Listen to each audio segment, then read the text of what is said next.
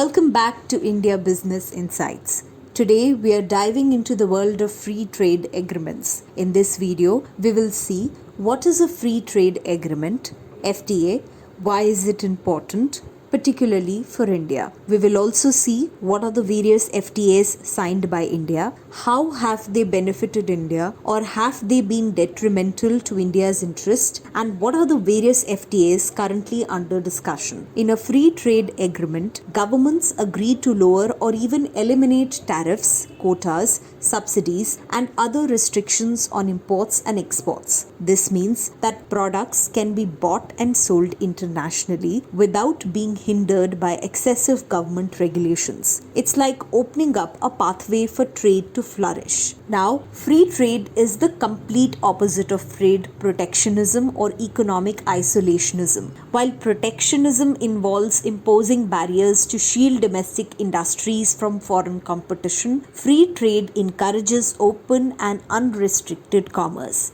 It's all about promoting the exchange of goods and services on a global scale. But hold on a second. Don't think that free trade agreements mean there are absolutely no rules or limitations. In reality, most free trade agreements have some exceptions and regulations in place. For instance, a country may allow free trade with other nation but still have restrictions on certain products like unapproved drugs, unvaccinated animals, or processed foods that don't meet their safety standards. There are also rules of origin which help prevent abuse of FTAs. For instance, when a country has an FTA with its neighbor, a company from another country can open a so-called manufacturing unit which just does repackaging and benefit from FTA. TO prevent this. A certain minimum value addition may be prescribed or a substantial transformation of goods may be required. The idea of free trade has been around for quite a while. It was first championed by economist David Ricardo way back in 1817. Ricardo argued that free trade expands the variety of goods available in a country while making them more affordable. It also allows nations to make the most of their own unique resources, knowledge, and specialized skills. India has signed 13 free trade agreements, FTAs, with different nations for diverse reasons, according to the Press Information Bureau. This includes, but is not limited to, a free trade agreement on trade and commerce with Bhutan, the South Asian Free Trade Area Agreement, SAFTA, with South Asian countries, the Comprehensive Economic Cooperation Agreement CECA between Singapore and ASEAN, Japan, Malaysia, and many other countries.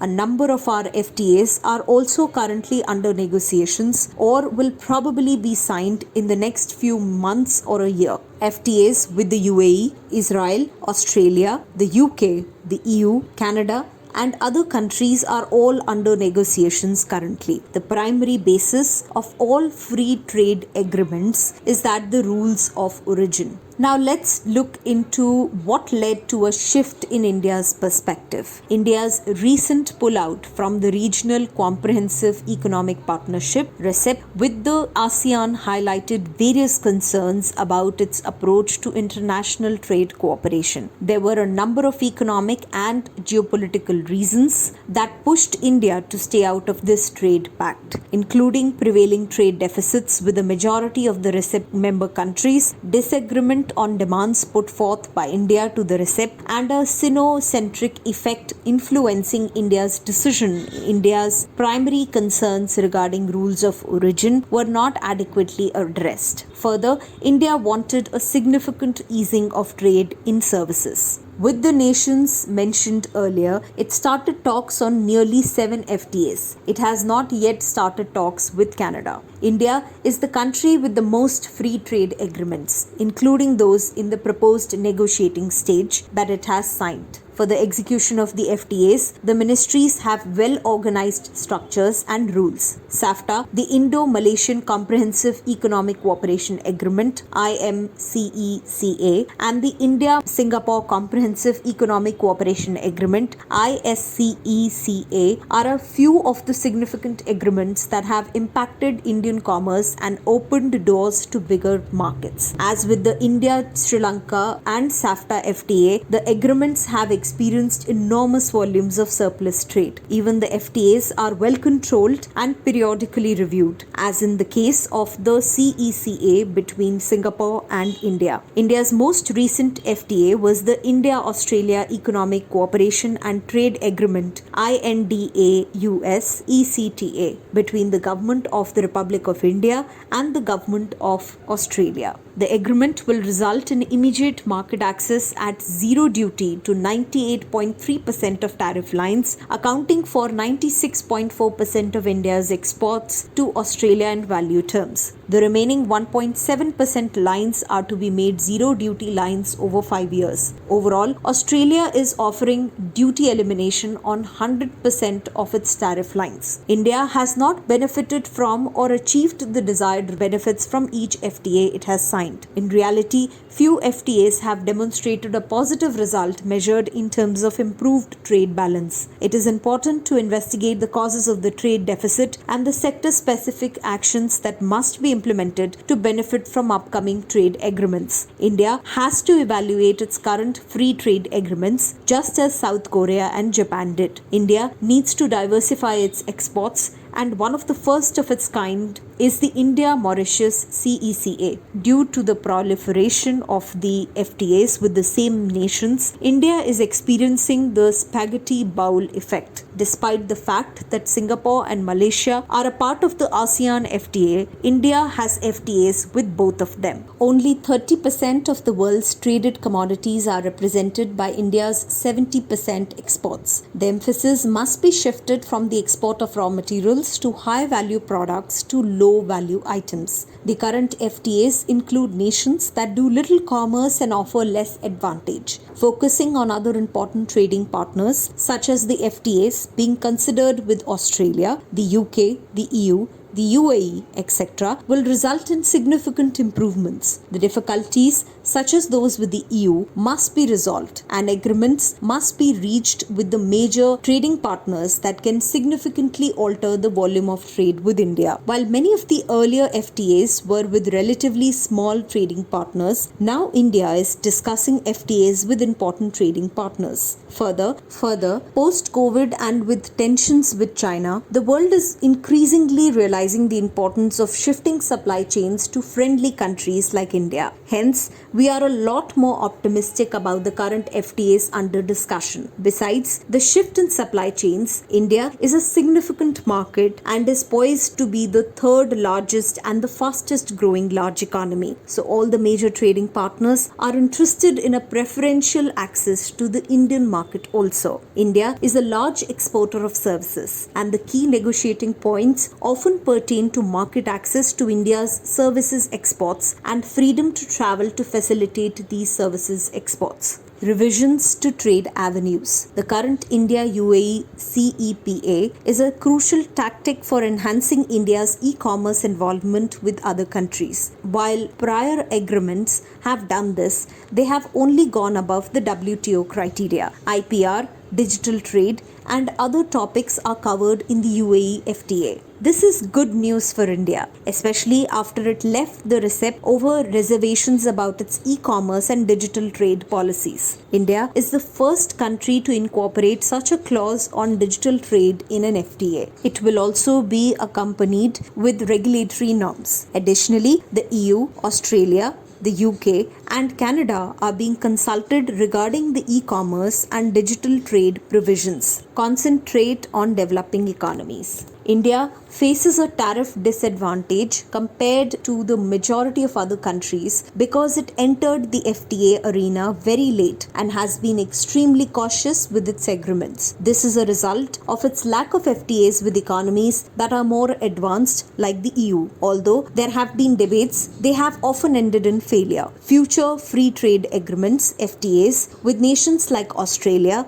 the UK and the EU are anticipated to be more comprehensive and to place a greater emphasis on trade integration. This presents India with a wealth of undiscovered potential areas for collaboration and also a sizable opportunity for Indian enterprises operating abroad. Along with pharmaceuticals, food and beverage, and the FTA between the EU and India, environmental concerns such as climate change will also be discussed. Similar to this, the USA-India FTA is likely to place a higher emphasis on labor, poverty, immigration, and other issues. These agreements very likely won't do anything but increase knowledge exchange with India. Unexplored areas. The African Union is a strong proponent of FTAs with India as an untapped territory. The African countries' free trade area makes sure that the nations on the continent of Africa have a single market on which to do trade. The FTA's potential is still being discussed, and the extractive industries account for the majority of existing investments. Other investment opportunities in the agricultural, food, and services sectors, however, can be attracted by growth expectations. There is a friendly trading relationship between India and the African Union. 60% of India's entire commerce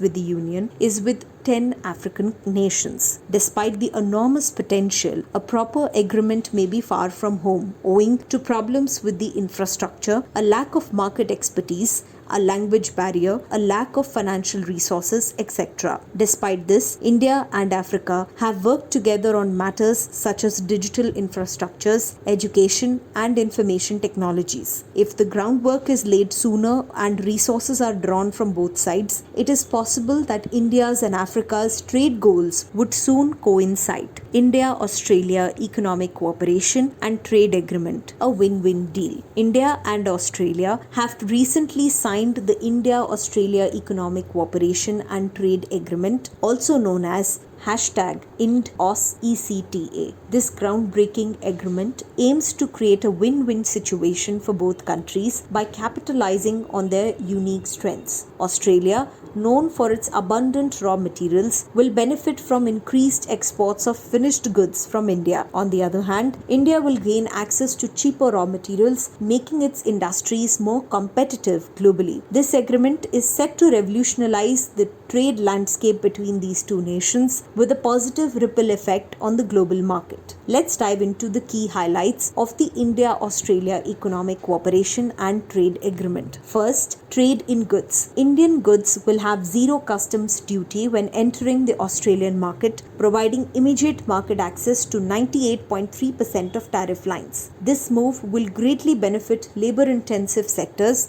such as textiles, apparel, agriculture, and fish products, among others. Additionally, the agreement includes a separate annex for pharmaceutical products, enabling fast-track approval for medicines. Second, trade in services. The agreement opens up new opportunities for trade and services. More than 1 lakh Indian students studying in Australia will benefit from post-study work visas, while young professionals can take advantage of the work and holiday visa program. Australia has made significant commitments in various service sectors, including banking, insurance, and business services. Third, protective measures. The agreement incorporates protective features to safeguard against unintended consequences. Stringent rules of origin ensure that products made in Australia are accounted for, and a bilateral safeguard mechanism will be available in case of import surges. Additionally, a review clause allows either country to address any concerns that may arise in the future. This landmark agreement is projected to create 10 lakh jobs in India and generate an additional $10 billion in exports to Australia within the next 5 years. Moreover, it strengthens the economic ties between these nations and sets the stage for further collaborations and mutual growth. Conclusion: India's strategy will evolve significantly over the next few decades, if not even years, in the grand scheme of things. India's approach to FTAs is motivated by the need to counter China's influence in trade as well as the desire to strengthen commercial ties with other important international players. Greater access to raw materials from nations with abundant resource banks such as Australia, New Zealand, South Africa, the United States and Canada will be made possible by FTAs. Aside from these countries, India must reassess its position on all of its FTAs or go through some of their provisions to make sure they align with the country's present trade ambitions. This will entail, among other unique things, giving technology exchange and transfer more importance. We will cover some of the issues with various trading partners in more detailed videos on FTAs and also specific videos detailing trade prospects with these trade partners. That's it for today's video. We hope you found this overview of free trade agreements informative. If you did, don't forget to give this video a thumbs up and subscribe to our channel for more engaging content. Thanks for watching and we'll see you next time.